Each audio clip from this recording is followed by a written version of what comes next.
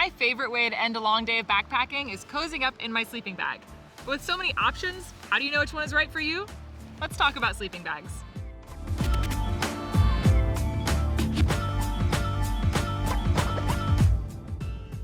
Before we get started, let's just talk for a second about weight. When choosing a sleeping bag, you'll want to strike a balance between the weight, the warmth, and the cost of the sleeping bag. You could get the coziest, roomiest, warmest sleeping bag out there, but you'd probably end up carrying a few extra pounds. And we all know that every ounce counts when you're backpacking. So you want to strike a good balance so that you get something that's going to be warm enough, but also isn't going to weigh too much.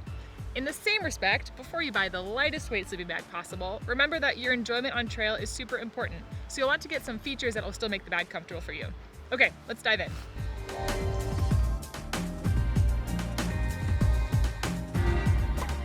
When deciding what temperature of bag you need, you'll want to take a look at what season you plan on backpacking in. Of course, these temperatures vary widely depending on how you sleep, and also seasonal temperatures vary depending on what area you're backpacking in. But for the most part, if you plan on backpacking in the summer, you'll be looking for a bag that's rated for 30 degrees Fahrenheit or higher. This bag here is rated at 36 degrees. These are great for warm weather camping, and they're also sometimes used for festival camping. If you're going to be backpacking in the early spring or the late fall, you'll want a bag that's rated somewhere between 10 and 30 degrees. This bag here is rated for 21 degrees Fahrenheit.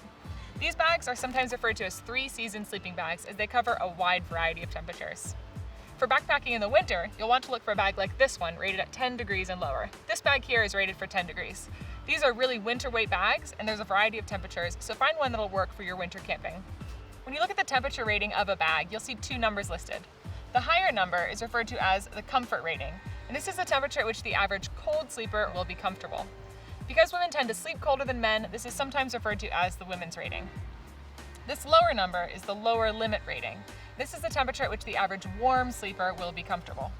Because men tend to sleep warmer than women, this is sometimes referred to as the men's rating. One cool thing about this rating system is that these numbers are provided by an independent organization. That means that you can actually compare the temperatures on bags across brands to decide which one is right for you. Keep in mind that while these numbers provide you with a good general idea of the temperature of the bag, they are of course based on the average person. So you'll want to take in all different factors, such as how comfortable you are in certain temperatures, what you've eaten that day, your metabolism, your sleeping pad, all of that's going to factor into how comfortable the bag is for you. Okay, let's move on to insulation. There are two main types of sleeping bag insulation, and those are down, like this bag here, and synthetic, like this one. Down sleeping bags are filled with feathers, whereas synthetic bags will use insulation that looks something like this. The main pro of using a down sleeping bag is that it will pack small and weigh less than a synthetic bag. This means that if you have a 20-degree synthetic bag sitting next to a 20-degree down bag, the down bag will pack smaller and weigh less than the 20-degree synthetic bag. One thing to note is that synthetic sleeping bags will keep you warm even if they get wet, whereas down, when it gets wet, is not going to do very much to insulate. There are down bags that have been treated with a water repellency, but if they get soaked fully through, they're not going to provide very much insulation. This does, however, come at a cost. Down sleeping bags are generally considerably more expensive than synthetic.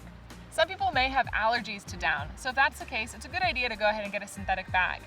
If you're concerned about using down for ethical reasons, you can look for traceable, ethically sourced down, or just go ahead and get synthetic.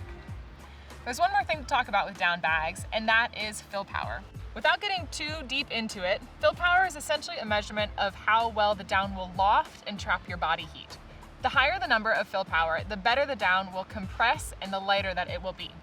Both of these sleeping bags are rated for 20 degrees, but this sleeping bag has a 600 fill power and this one has 850 fill power. You can see that there's an obvious size difference between the two, and this bag weighs about a pound less. There are two main shapes of backpacking sleeping bags. Those are mummy bags and semi-rectangular bags.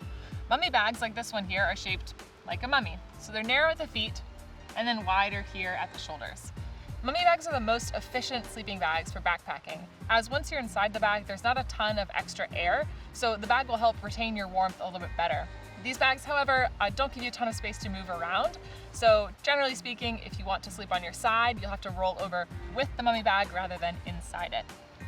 Semi-rectangular bags covers a wide range of bag types and shapes, but these bags could be anything from bags that have a more rectangular foot box, bags that have a separate quilt, additional ventilation, things like that.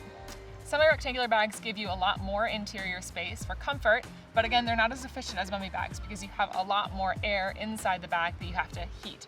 You may have heard people talk about rectangular sleeping bags. These are essentially big quilts that fold over, and they're great for car camping, but they're just too bulky and heavy for backpacking. There are a variety of different features that you may find on sleeping bags. Some of them are really common, like draft tubes. Those will help keep cold air out of the zipper. Other features are less common, such as a pillow pocket like this one for storing your pillow, or a stash pocket at the shoulder. I have a friend who loves using this pocket for keeping earplugs, and that way they never get lost. Keep in mind that every feature you add to a bag is probably going to add some weight, so you want to pick features that you find valuable. There are women's specific sleeping bags, and it's important to note that there are differences beyond just the color. Since women tend to sleep colder than men, these sleeping bags will have more insulation in the torso and at the feet. Women's sleeping bags also have more space through the hips to accommodate women's bodies.